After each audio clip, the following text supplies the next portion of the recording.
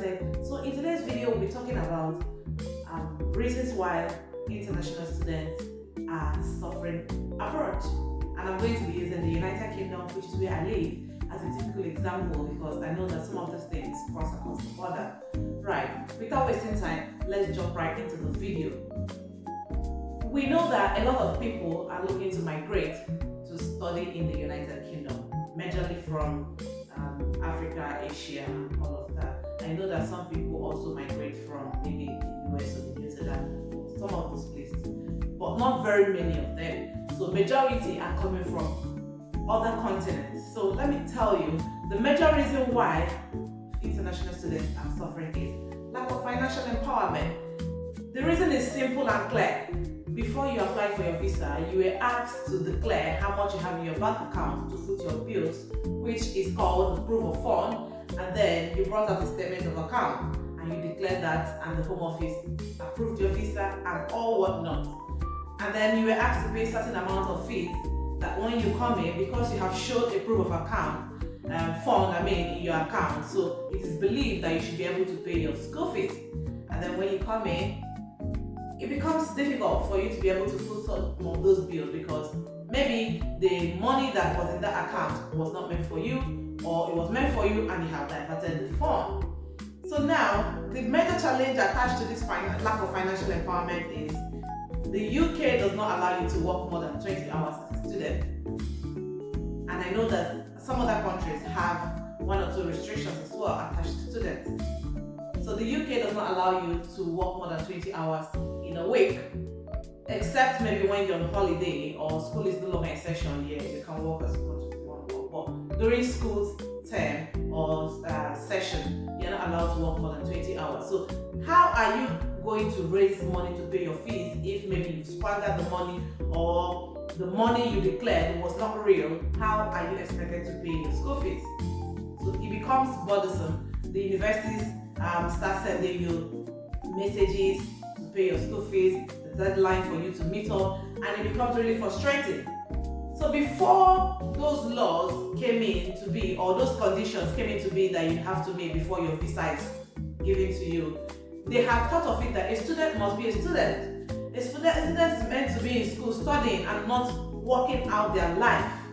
So that is why they ask you to declare that you have how much in your account for you to pay your school fees. And when you declare, and at the end of the day, the money vanishes into the thin air for whatever reason it is, it becomes a problem. So if you're working 20 hours per week as a student, calculate it.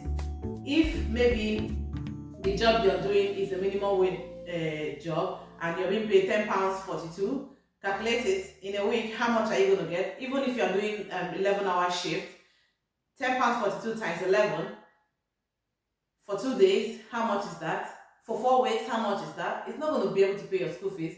It can't pay your school fees, it can't pay your rent, it can't feed you, it can't do basically nothing for you. So that's why it becomes frustrating. And mind you, majority of the schools in the United Kingdom here, if you begin to go absent from school, they're going to alert the Home Office. It's part of the conditions. They have to alert the Home Office that, oh, you're no longer schooling full time, or your attendance is poor, and the next thing is going to be for the Home Office to ask you to leave the country. So that's where the challenge is. And to make it worse, the Home Office has said that from 2024, you can no longer bring in your dependents. So if you're a family person and you come in with your family and at the end of the day, you can't meet up financially, it becomes very frustrating. So another reason why students are having issues in abroad or in the United Kingdom, as I will use for example, is when it comes to housing. Most landlords or most house owners would not want to rent their houses to students because they are not quite sure if you'll be able to pay, especially if you're a student that have family. But if you're a single student, yes, there are shared accommodations that, yes, students are expected to live in. So they can ask you to pay and be in those ones. But the body will not be so much as compared to somebody who has family. And the landlord is saying that, oh, he's a student and he's got family. So they are worried about how you're going to raise money to pay your bills. So that's why you see some of them asking for upfront of 6 months. How many people have got upfront of 6 months? Say for instance, the house is maybe a 2 bedroom or 3 bedroom and you're paying 750, 850 pounds per month.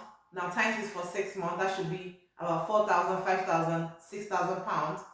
How many people have got that? You've got that money to pay, you've got your school fees to pay, you've got to feed your family. So it's challenging. It's quite challenging. So that's why students face issues. Another reason why students are suffering again abroad or in the United Kingdom, as I will use for example, is lack of jobs. Most employers would not want to employ a student. They are looking for somebody that is full-time. They don't want their rota to be shabby because their staff are not full-time. No. So if somebody who is full-time is looking for a job and you're a student coming, the person is going to get the job because you are going to be working part-time. So they prefer to recruit people who are going to work full-time. So if you have your spouse with you as a student, oh, that's pretty easy. Your spouse can get a full-time job and then you take your time and get 20 hours job for a week. But if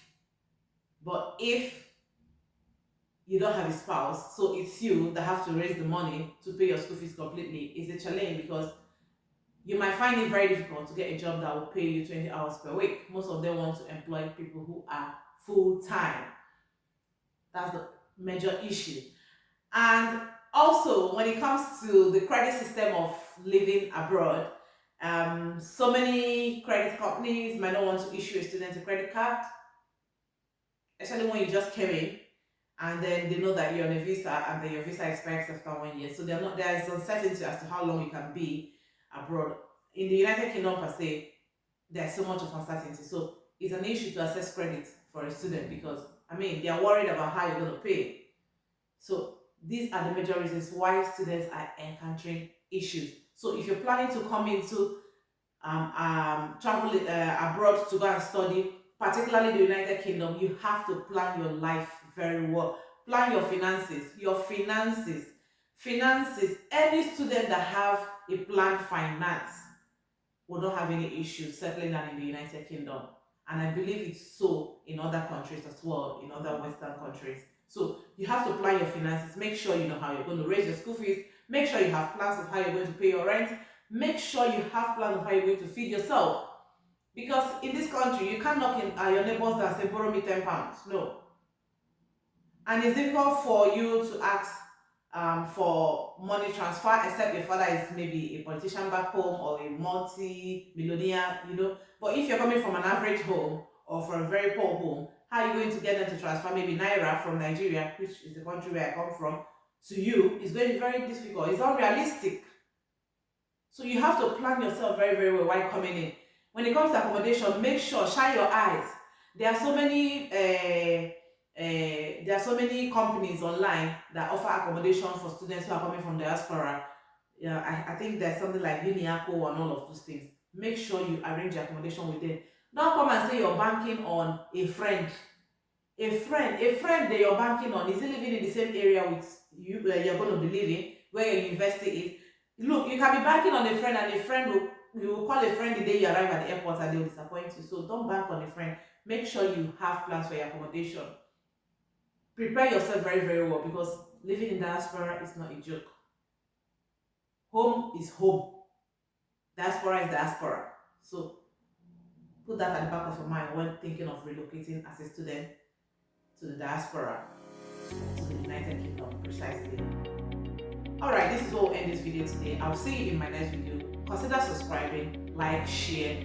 Make sure you turn on your notification bell so that whenever I upload another video, you will be aware that I've just uploaded a video. Because in this channel, we'll talk basically life in diaspora, as a worker in diaspora, as a student in diaspora, as a single person, as a married person. Everything basically you need to know about life in diaspora. This is what we'll talk about in this channel.